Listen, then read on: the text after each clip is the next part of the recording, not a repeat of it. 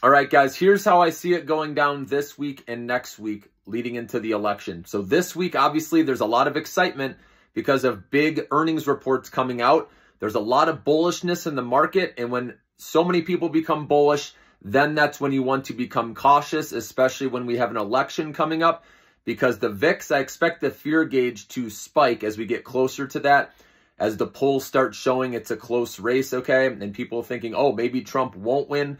Right? There's all this fear that comes in when we get closer to the election, especially on election day is when you can see wild swings. That's what I've seen in the past, especially when Trump was against Hillary Clinton. I remember back in the day where it was down 700 points the night before and then up 700 points the next morning, guys, when I woke up. It was crazy.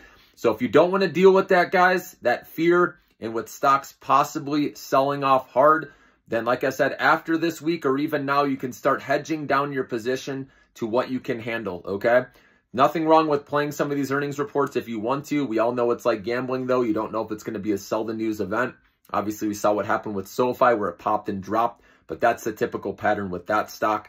You know, I like AMD and Google going into earnings, okay? Again, only small positions. Also, Snapchat I'm taking a shot with as well. If they surprise, the stock can really get rewarded.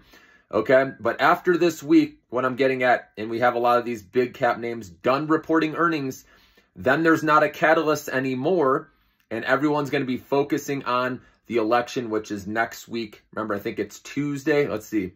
So today is, I think it's around Tuesday. Don't mark my words exactly, but you know people are going to focus on that next week. So that's why this week is the time to lock in some gains, guys. Reduce your positions if you're worried about the election and seeing your money go down. Okay, if you're a long-term investor, you're going to have to weather the storm, right? Whatever happens, we don't know what's going to happen. Maybe it does nothing. Maybe it doesn't drop as much. But I see it as being a sell the news event, regardless with how much stocks have rallied.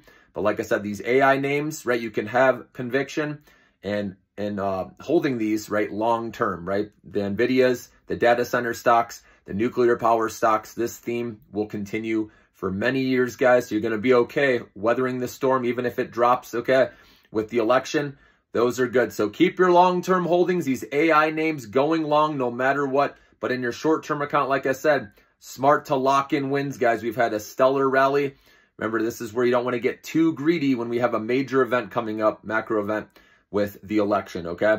So like I said, if you want to play this week, that's fine. But then I'd recommend by the end of this week, lowering your position down because like I said, the focus is going to turn to the election and you'll see fear. You'll see the VIX most likely spike and anything can happen, guys. So protect your profits, right? Good traders, short-term traders always protect their downside. And if you're up big, make sure you got your stop limits raised, right? That you've already trimmed a little bit. So no matter what, you're walking away with the win, guys. That's how we do it here. Have a great day.